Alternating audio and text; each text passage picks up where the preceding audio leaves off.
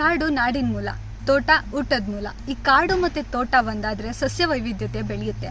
ಎಲ್ಲಿ ಸಸ್ಯ ವೈವಿಧ್ಯತೆ ಬೆಳೆಯುತ್ತೋ ಅಲ್ಲಿ ಸಹಜವಾಗಿಯೇ ಜೀವ ವೈವಿಧ್ಯತೆ ಹೆಚ್ಚುತ್ತೆ. ಈ ಸಸ್ಯ ವೈವಿಧ್ಯತೆಯನ್ನು ವೃದ್ಧಿಸುವ ಉದ್ದೇಶದಿಂದಲೇ ಸೃಷ್ಟಿಯಾಗಿರುವ ಈ ವಿಶೇಷ ಪರಿಕಲ್ಪನೆಯೇ ಸುಮನ ಸಂಗಮ ಕಾಡು ತೋಟ. ಬನ್ನಿ ಈ ಕಾಡು ತೋಟದಲ್ಲಿ ನಾವು ಒಂದು ಸುತ್ತ ಹಾಕೊಂಡು ಬರೋಣ.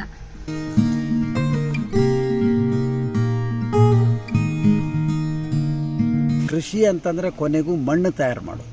ಮಣ್ಣನ್ನು ಫಲವತ್ತು ಮಾಡ್ತಾ ಹೋಗಿಬಿಟ್ರೆ ಯಾವ ಬೀಜ ಬಿದ್ದರೂ ಅದು ಹುಟ್ಟಿಯೇ ಹುಟ್ಟುತ್ತದಂತ. ಧಾರವಾಡದಿಂದ ಗೋವಾ ರಸ್ತೆಯಲ್ಲಿ 12 ಕಿಲೋಮೀಟರ್ ಕ್ರಮಿಸಿದರೆ ದಡ್ಡಿ ಕಮಲಾಪುರಕ್ಕೆ ತಲುಪುವ ಮೊದಲು ಎಡಬದಿಗೆ ಕಚ್ಚಾ ರಸ್ತೆಯೊಂದು ಸಿಗುತ್ತೆ. ಜಿಟಿ ಜಿಟಿ ಸುರಿಯುವ ಮಳೆ ನಡುವೆ ಆ ರಸ್ತೆಗುಂಟ ಹೋದ ನಮ್ಮನ್ನು ಸ್ವಾಗತಿಸಿದ್ದು ಕಾಡಿನ ಸಸ್ಯ, ತೋಟದ ಹೂಗಳು. ಹೌದು, ತೋಟವನ್ನೇ ಕಾಡಾಗಿಸಿ ಕೃಷಿಯ ಜೊತೆಗೆ ಸಸ್ಯ ಸಂಕುಲವನ್ನು ವೃದ್ಧಿಸುವ ಉದ್ದೇಶದಿಂದ ಹೊಸ ಪ್ರಯೋಗಗಳನ್ನು ಮಾಡುತ್ತಾ, ಆಡುತ್ತಾ, ಕಲಿಯುತ್ತಾ ಪ್ರಕೃತಿಯ ಮಡಿಲಲ್ಲಿ ಕಳೆದು ಹೋಗುವ ಸುಂದರತನವೇ ಸುಮನ ಸಂಗಮ.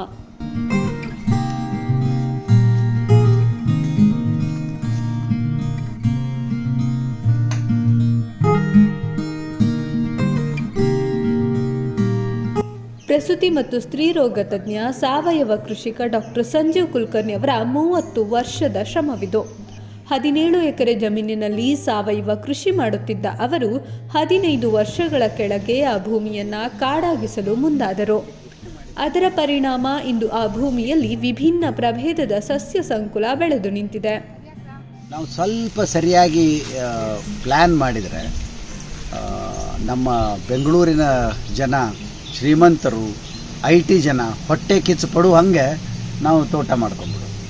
10 ಜಾತಿಯ ಹಲಸು, ಮಾವು, ಪೇರು, ಚಿಕ್ಕು, ಅನಾನಸ್, ಸೀತಾಫಲ, ಪಪಾಯ, ಶ್ರೀಗಂಧ, ಸಾಗವಾನಿ, ಸೀತಾಫಲ, ಹನುಮಫಲ, ಸ್ಟಾರ್ ಫ್ರೂಟ್, ಅಣಬೆ, ಹತ್ತಿ, ಕಾಫಿ, 100 ಬಗೆಯ ಹೂಗಳು, ಬಿದಿರು ಸಮೃದ್ಧವಾಗಿ ಬೆಳೆದಿವೆ.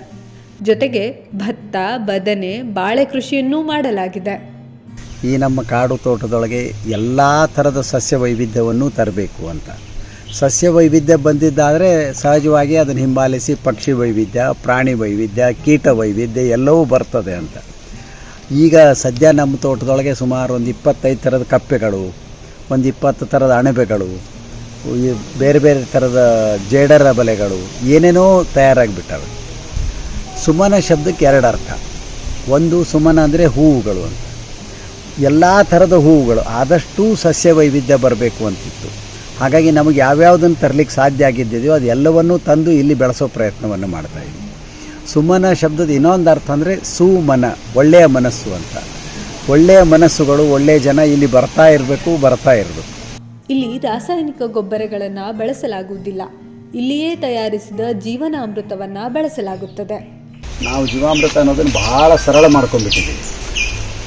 ದನದ ಸೆಗಣಿ ಮತ್ತು ಗಂಜಲ ಹಾಕೋದು, ನೀರು ಹಾಕೋದು, ಮತ್ತು ಎಲ್ಲ ಥರದ ಒಣ ಪಪ್ಪಲ, ಒಣ ಎಲೆ ಹಾಕೋದು, ಬೆಲ್ಲ ಹಾಕೋದು. ವಾರಕ್ಕೊಂದು ಅರ್ಧ ಕಿಲೋನೋ 1 ಕಿಲೋನೋ ಬೆಲ್ಲ ಹಾಕೋದು. ಆಮೇಲೆ ಏನು ಕೊಳತದ ಹಣ್ಣು ಮತ್ತೊಂದು ಇರ್ತಲ್ಲ, ಈಗ ಹಲಸಿನ ಹಣ್ಣು ತಿಂದಮೇಲೆ ಅದ್ರ ಸಿಪ್ಪೆ ಇರ್ತದೆ, ಅದೆಲ್ಲನೂ ಹಾಕಿಬಿಟ್ರೆ ಆತು. ಹಿಂಗೆ ಬುರುಗು ಬರ್ತದೆ ನೋಡ್ರಿ. ಇದಿಷ್ಟು ರೆಡಿ ಆಗಿತ್ತಂದರೆ ದಿನಾಲೂ ಹಾಕ್ತಾ ಇರೋದು. ಕೆರೆ, ಕೊಳಗಳೂ ಇವೆ. ಅಲ್ಲಲ್ಲಿ ಎಲ್ಲರೂ ಕೂತು ಚರ್ಚಿಸಲು, ಹಾಡಲು, ಕುಣಿಯಲು ಪ್ರಕೃತಿಯೇ ನಿರ್ಮಿಸಿದ ವೇದಿಕೆಗಳಿವೆ. ಅವುಗಳಿಗೆ ಬೇಂದ್ರೆ ನೆರಳು, ಅಕ್ಕನ ವೇದಿಕೆ ಎಂದು ಹೆಸರಿಡಲಾಗಿದೆ. ಹೊಸ ಸಸಿಗಳನ್ನು ನಾಟಿ ಮಾಡುವುದು, ಹೊಸ ಪ್ರಯೋಗಗಳನ್ನು ಮಾಡುವುದು ಇಲ್ಲಿನ ನಿತ್ಯ ಕಾಯಕ.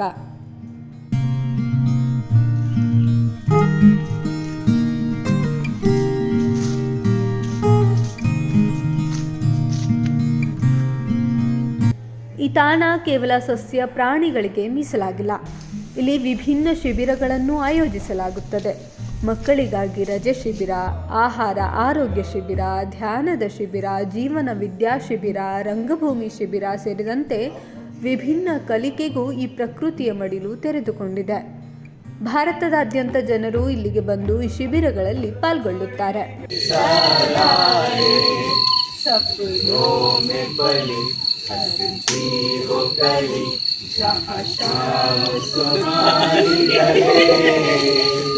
जहाँ गम भी न हो, आंसू भी न हो,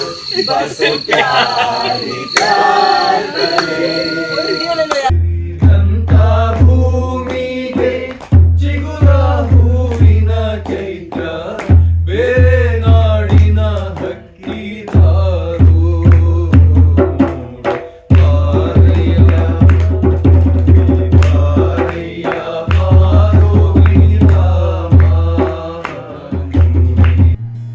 ಕೃಷಿ ಕಲಿಕೆಗೆ ಪ್ರಕೃತಿಯೊಂದಿಗೆ ಬದುಕಲು ಬಯಸುವವರಿಗೆ ಈ ಸುಮನ ಸಂಗಮ ತೆರೆದ ಬಾಗಿಲು. ಸ್ವಯಂ ಪ್ರೇರಿತರಾಗಿ ಆಸಕ್ತರು ಇಲ್ಲಿಗೆ ಬಂದು ಕೃಷಿ ಚಟುವಟಿಕೆಗಳಲ್ಲಿ ಪಾಲ್ಗೊಳ್ಳುತ್ತಾರೆ. ಇಲ್ಲೇ ವಾಸಿಸಲು ಅಪ್ಪಟ ಹಳ್ಳಿ ಸೊಬಗಿನಲ್ಲಿ ನಿರ್ಮಿಸಿದ 2 ಮನೆಗಳಿವೆ. ತಂಬಾಕು ಮದ್ಯ ನಿಷೇಧ ಎನ್ನುವುದನ್ನು ಬಿಟ್ಟರೆ ಇಲ್ಲಿಗೆ ಬರಲು ಬೇರಾವ ನಿರ್ಬಂಧವೂ ಇಲ್ಲ. ಮೇಡಮ್ ನಾ ಬಂದಿಲ್ಲಿ 2.5 ವರ್ಷ ಆಯಿತು. ಇಲ್ಲಿ ಫಸ್ಟ್ ಒಂದು ಕೋರ್ಸ್ ಇತ್ತು, ಕೃಷಿ ಮತ್ತು ರಂಗಭೂಮಿ ಅಂತಂದು. ಆ ಕೋರ್ಸ್ ಒಳಗೆ ನಾ ಇದ್ದೆ. ಅದು 1 ವರ್ಷ ಮುಗಿಸಿದ ನಂತರ ಮತ್ತು ನಾನು ಇಲ್ಲೇ ವಾಲಂಟಿಯರ್ ಆಗಿದ್ದೀನಿ. ಮತ್ತು ನಾವೆಲ್ಲ ಸಾವಯವೆಲ್ಲ ಭತ್ತ ಬೆಳಿತೀವಿ, ಮತ್ತು ಎಲ್ಲ ಜೀವಮೃತ ಎಲ್ಲ ಮಾಡ್ತೀವಿ. ಒಳ್ಳೆ ಅನುಭವ. ಮತ್ತು ನಾ ಇಲ್ಲಿದ್ದ ನಮ್ಮೂರಿಗೆ ಹೋದ್ಮೇಲೆ ಅಲ್ಲಿ ನಾ ಯಾವ ಥರ ಬದುಕಬೇಕನ್ನೋದು ನಮಗೆ ಸುಮನ ಸಂಗಮ ಕಲಿಸ್ಕೊಟ್ಟಿದೆ.